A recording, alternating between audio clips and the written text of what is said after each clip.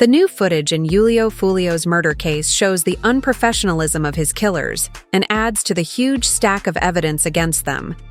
But more than that, remember how the case states that there are 5 suspects in the murder? Right. Well, there's been rumors of a potential 6th suspect, and it's someone y'all know. In this video, we're going to go through the new footage going viral and talk about the suspect in the murder of Foolio. New footage going viral. Jumping straight into the details. Police investigation showed that Sean Geit, the prime suspect in the murder of Foolio, used his mom's car, a 2008 Chevy Impala, to carry out the shooting. A neighbor, who has been listed as a witness, also provided the cops with security footage of Sean moving a bag believed to be filled with weapons into his mom's car. Like, can y'all believe that this dumb kid really used his mom's car to carry out an operation like that? A lot could have gone wrong. What if someone tried to retaliate and shoot up the car when his mom was inside?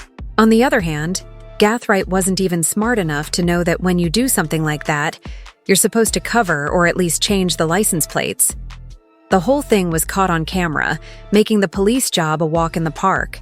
This isn't only what these dumb kids did. The whole operation was amateurish. And we'll get to all that in a second. First, I want to give you a more detailed account of the police investigation that led them to the bottom of the case. The night of June 22, 2024, was supposed to be a celebration for Jacksonville rapper Foolio. He had traveled to Tampa, Florida, to mark his 26th birthday, sharing his plans on Instagram, which included appearances at Teaser's Gentlemen's Club and Truth 189 nightclub. However, unknown to him, a group of individuals later identified by JSO as Sean Geit, Isaiah Chance, Alicia Andrews, Rashad Murphy, and Davin Murphy had sinister plans that would turn his celebration into a nightmare. They drove into Tampa, Florida, in a silver Chevrolet Cruze, a black Chevrolet Impala, and rented an Airbnb to set up their base of operations. The Airbnb would also prove to be a dumb decision. Not because of the renting, but for a mistake Rashad made. But we'll get to that later. On the night of June 23rd, Isaiah Chance and his girlfriend Alicia Andrews were in the Cruze, while Gathright and the Murphy brothers were in the Impala. Surveillance footage later revealed that Chance was using his cell phone to communicate with Geit, coordinating their movements as they tracked Foolio and his entourage from one location to another. At around 4:30 a.m., the Cruze drove by Foolio's parked vehicles twice before parking at the side of the home, 2 suites by Hilton, where Foolio and his friends were staying. Moments later, the 3 occupants of the Impala got out and began shooting at his vehicle. The front windshield of the Dodge Charger that Foolio was riding in was struck multiple times, killing him and injuring 2 others. The back window of a Nissan Altea parked about 10 feet away was also hit, injuring another victim. The shooters used AR-style rifles equipped with brass catchers, devices designed to collect spent casings and prevent them from falling to the ground. However, the third shooter had a fully automatic pistol, leaving behind 9mm spent shell casings at the scene. These casings were later determined to have likely been fired by a Generation 5 Glock. The investigation that followed was meticulous and thorough. The Jacksonville Sheriff's Office, in collaboration with the Tampa Police Department, used license plate readers to track the suspect vehicles. They discovered that both the Cruze and the Impala had left Jacksonville on the afternoon of June 22nd, around the same time Foolio began posting on Instagram about his whereabouts. On June 26th, the Gwinnett County Sheriff's Office in Georgia located the Cruze in a hotel parking lot in Norcross. Rashad Murphy, the lone occupant, attempted to flee, but was arrested on misdemeanor charges of obstruction and providing false information to law enforcement. Examination of the Cruze revealed damage on the rear passenger side, matching the vehicle seen in the surveillance footage at the homicide scene. But the report doesn't show whether Murphy was questioned about the homicide while in Georgia custody. That makes sense because he was soon freed shortly after. That same day, the Impala was found in Pope County, near the home of a family member of Gathright. A family member told investigators that Gathright had called on June 23rd, saying he was on his way to visit and arrived in the Impala sometime during the evening. Jeet claimed he had given a ride to a couple of friends, ate dinner at the home, and then returned to Jacksonville in a Toyota 4Runner registered to his mother, leaving the Impala behind, but taking some items with him. On June 27th, the Jacksonville Sheriff's Office executed search warrants at the homes of Gathright and Chance.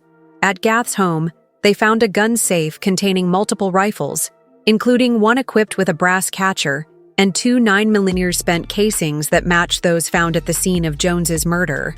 At Chance's home, officers found 2 Glock 9mm pistols and a poster on Chance's bedroom wall depicting a drawing with fists making a thumbs-down symbol and the words, "Bully Down," believed to be a reference to Jones.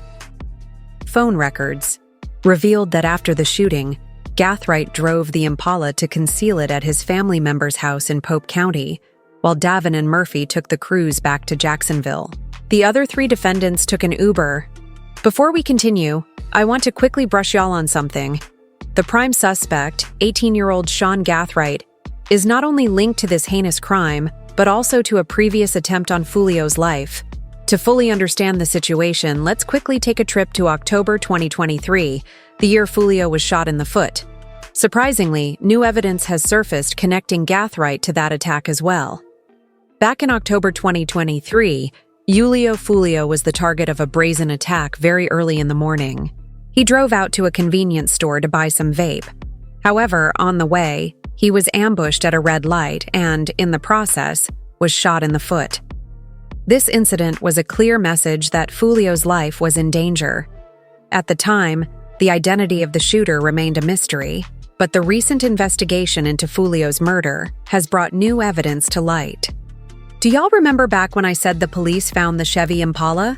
Well, they did their investigation and uncovered links that showed that the spent rifle casings found in Gathwright's vehicle were linked to the prior attempt to kill Jones in October 2023. These shell casings were a crucial piece of evidence linking Gathright to the previous attempt on Foolio's life. This connection was more than just circumstantial.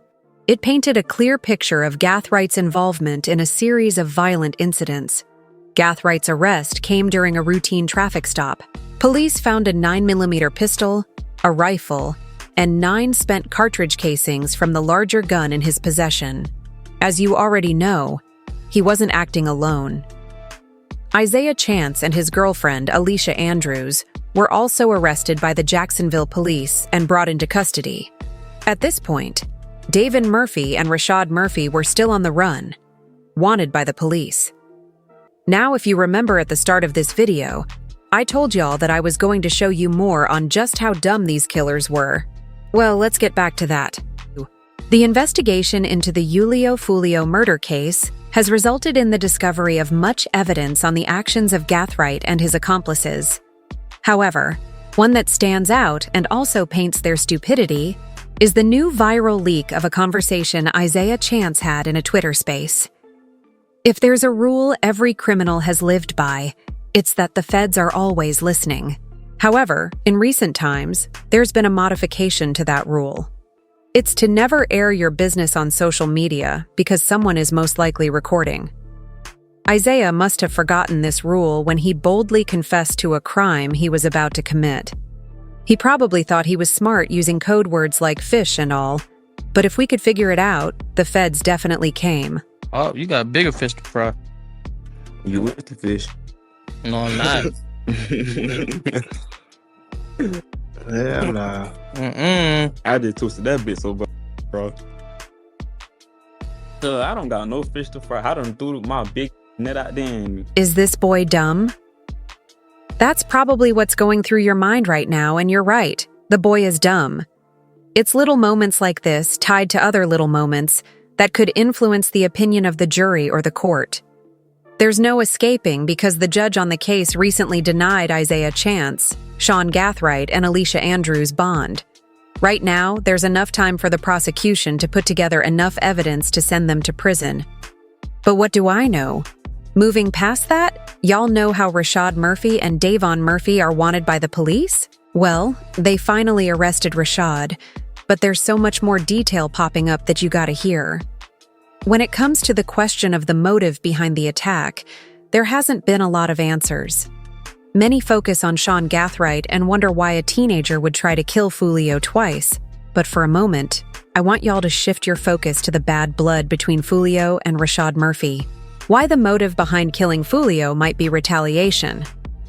In 2018, Joe Rod Adams, also known as 1200 Spaz, a promising young talent in the local rap scene, was brutally murdered by Robert Howard, aka Kenny Caps, the right-hand man of rapper Foolio. The night of the murder was chaotic and brutal. 1200 Spaz was ambushed and shot multiple times by Kenny Caps.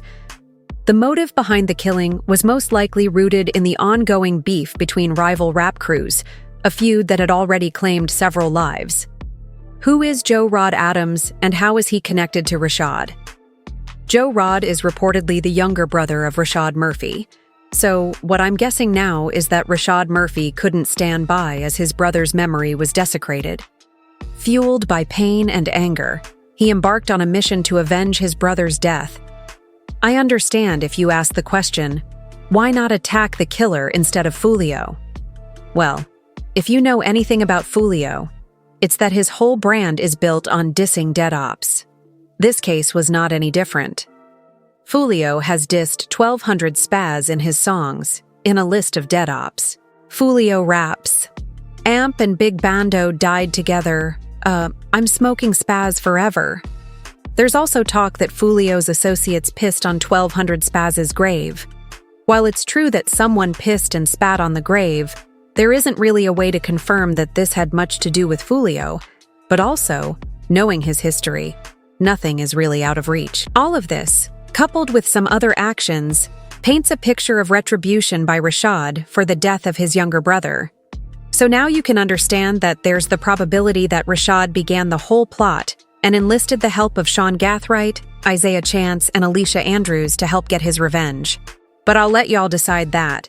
I'm going to give y'all the full breakdown of how Jacksonville police found him and the standoff before he was finally arrested.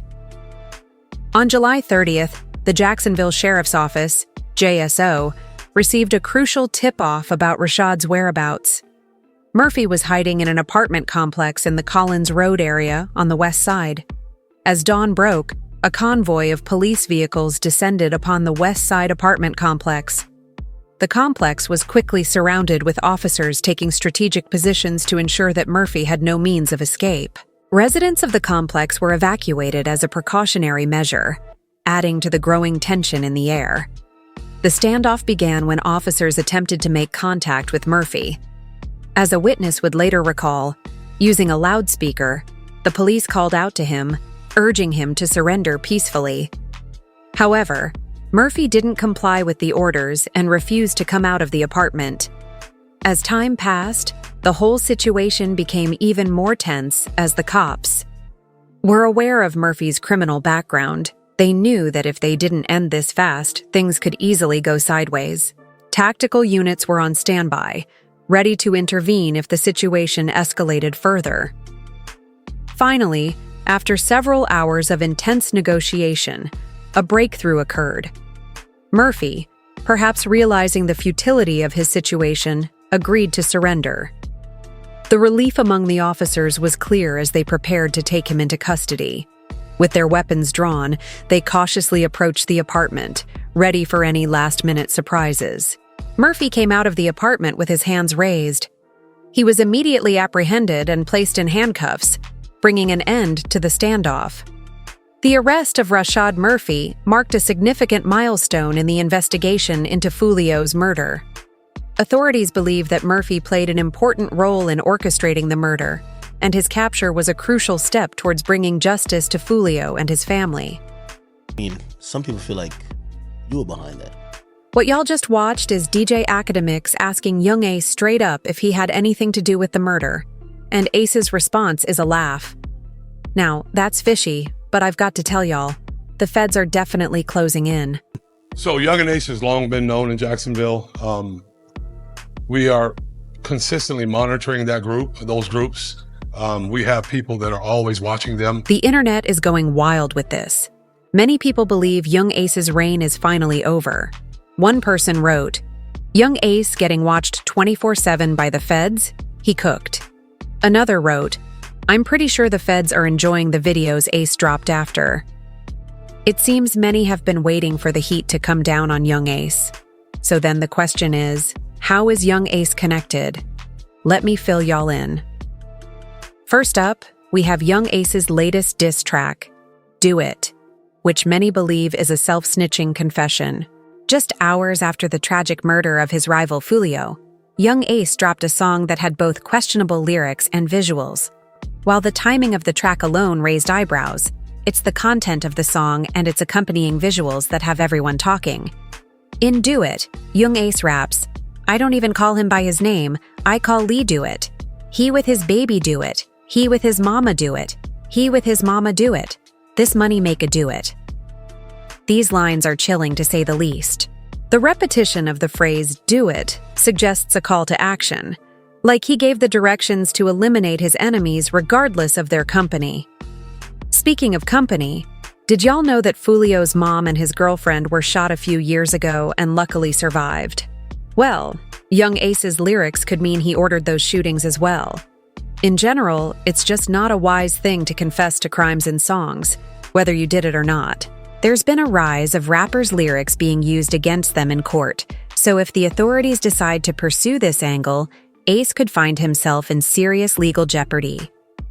Good examples are Young Thug and YNW Melly, who are both having a tough time right now, and their lyrics have played a major role in that. The music video for "Do It" also adds another layer of controversy. It features several masked individuals mowing down a man in what appears to be a hotel parking lot. This imagery is very reminiscent of the real-life events that unfolded at the Holiday Inn where Foolio was ambushed. The parallels are hard to ignore, leading many to speculate that Young Ace is not just rapping about violence, but potentially confessing to his involvement in Foolio's murder. Social media exploded with reactions to the song and video. One user commented, "Ace told them to do it, y'all," while another wrote, "Damn, you did these victory laps for an inevitable RICO charge. That's tough." These reactions indicate that fans and followers are interpreting the song as a direct reference to Foolio's death. The timing, the lyrics, and the visuals all point to a chilling possibility that Young Ace may have snitched on himself. To fully understand this raging beef that would lead to dissing on the same day your op dies, we need to revisit the long-standing feud between Young Ace and Foolio. This rivalry has been brewing for almost a decade, involving their respective gangs, Ace's top killers ATK and Foolio's KTA. The beef between Young Ace and Foolio is a tale of tragedy, violence, and relentless rivalry that has its roots in the streets of Jacksonville, Florida. This feud has been fueled by a series of devastating events and diss tracks that have left an indelible mark on both rappers' careers and lives. The animosity between Young Ace, born Kai Bullard, and Foolio, born Charles Jones, can be traced back to a tragic night in June 2018. Young Ace was out with his brother Trayvon Bullard and two close friends, Royal Smith and Joby Groover, when they were ambushed in a drive-by shooting. The attack left Ace critically injured and claimed the lives of his brother and friends. This harrowing experience not only shaped Ace's music, but also intensified his resolve to rise above the violence that plagued his life. Foolio, on the other hand, has his own share of heartbreak. In February 2019, his younger brother Adrian Denard Gaynor Jr., known as BBY, was shot and killed in Jacksonville. This loss deeply affected Foolio and added fuel to the already simmering rivalry between him and Young Ace. The pain and anger from these personal tragedies have been channeled into their music, resulting in a series of diss tracks that have shocked and captivated their fans. One of the most infamous moments in this feud came in March 2021 when Young Ace released the song Who I Smoke. The track samples Vanessa Carlton's 1,000 Miles and features Ace and his crew taunting Foolio and his deceased friends. The provocative lyrics and catchy beat quickly went viral, sparking outrage and further escalating the tension between the two camps. Foolio responded with his own diss track, When I See You, which flips Fantasia's When I See You into a chilling message aimed at Yungeen Ace. However, Foolio takes it to another level in the music video, where he stands in front of a memorial for Ace's slain brother and friends, making it clear that the beef is far from over. The back and forth between the two rappers has continued, with each release adding more fuel to the fire. The violence associated with this feud is not limited to the rappers themselves. Their respective crews, ATK, Ace's top killers, and KTA, Kill Them All, have been involved in numerous shootings and retaliatory attacks. Despite the ongoing violence, both Yungeen Ace and Foolio have managed to build successful music careers. One could argue that the rivalry was a big push to their respective careers, as their raw, unfiltered lyrics resonate with fans who appreciate their authenticity and the real-life experiences that shape their music. However, the cost of this authenticity has been high, with both rappers losing friends and family members to the violence that surrounds them. One final thing that could add to Yungeen Ace being implicated in the death of Foolio is the new video that took the internet by storm. In this video, a masked man claims responsibility for the murder of Foolio. However, he alleges that Foolio was targeted because of his ongoing feud with Yungeen Ace. He further claims that Yungeen Ace orchestrated the killing by putting a $10,000 bounty on Foolio's head. Ace had that money on his head, Ace had him put that 10K up. Told me to slide, told me to smack fool. The masked man's video sparked a frenzy of speculations on social media. Some are questioning the validity of his claims, while others are calling for a thorough investigation into Yungeen Ace's alleged involvement. But I have to point one thing out, though. In the song Do It, a line from the chorus goes, "The money make a none time or do it." This line comes into question when you consider that the masked guy claims Yungeen Ace put $10,000 on Foolio's head. All of this might look like some web of conspiracy, but when you look at the history of violence in Jacksonville, nothing is ever out of reach. In the end, we just have to sit tight and watch how this whole thing unfolds. Will Yungeen Ace be arrested? And will his lyrics be used against him in court?